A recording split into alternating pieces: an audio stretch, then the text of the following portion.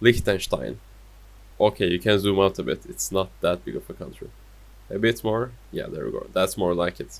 So what's the history of this tiny country and how did it survive until now?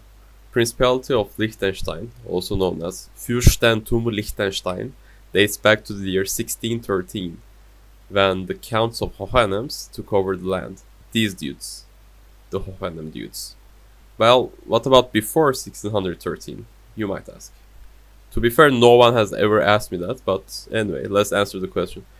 It has been mostly farming communities that have been part of the Roman Empire, Frankish, and then the Holy Roman Empire from the 10th century. Wait, what? Does this mean that the first Roman Empire was unholy if the Holy Roman Empire is holy? So, but if you take out the holy of the Holy Roman Empire, then that's just the Roman Empire. This is. Anyway. That's a question for another time. So it was during this time that the counties of Vaduz and Schellenberg, not to be confused with Stollen, were formed. Anyway, back to the Hohenems, who got the land in 1613. Let me tell you, these dudes had it tough. If they knew what they were getting into, they would have probably just invested in some stock in the Middle Ages, like, I don't know, Bitcoin. First, they had to deal with the 30 Years' War, where they got invaded by both Austrian and Swedish troops. Like that wasn't enough in a war-torn land, the plague struck the area several times. So of course by 1699 the Hohenems were in so much debt that not even the IMF could bail them out.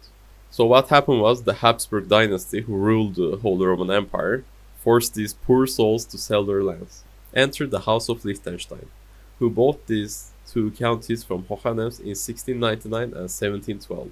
Well, more specifically this lad, Prince Karl I of Liechtenstein.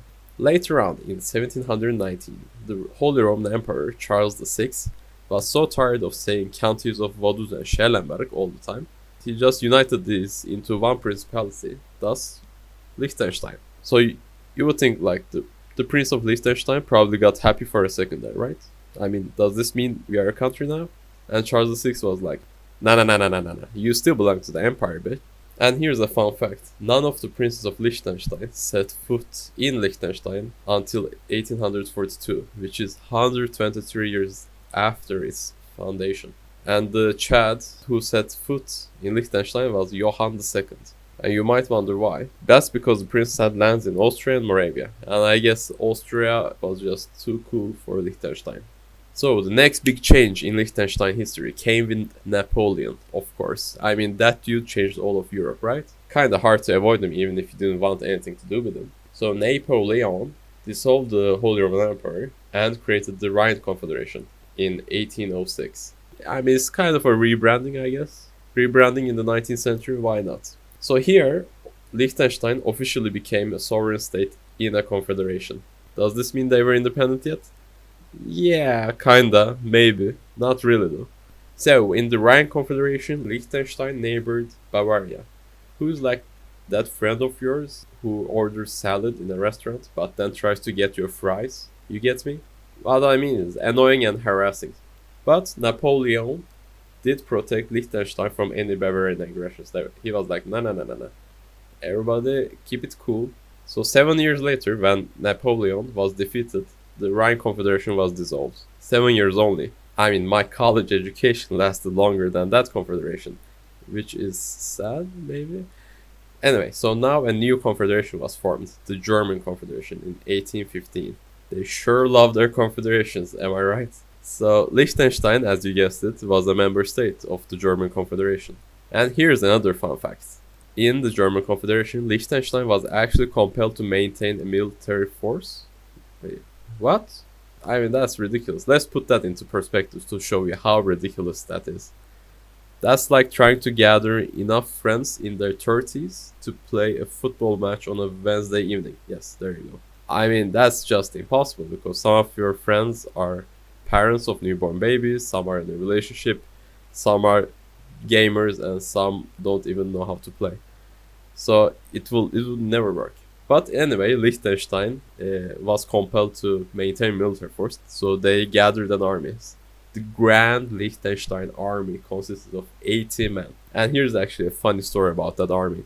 During the Austro-Prussian War, aka the Brothers' War, in which Austria and the German Confederation fought against Prussia, the army was positioned on the southern border to defend against any possible Italian offensives. This army never saw any action, and when they were heading home after the war, they befriended an Austrian whom they took back to Vaduz.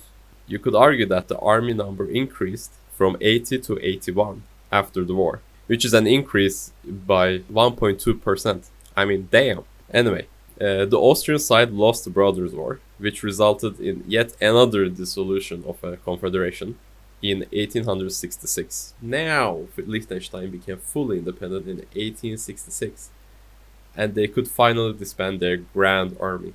So what happened later on? Yeah, well, Liechtenstein and Austria-Hungary were bros, they were tight until the First World War. That's because they had signed a customs treaty, their industry worked together. After Austria-Hungary's defeat in the First World War, then Liechtenstein was in an economic crisis, and the industry had fully stopped. So they were in a bad state.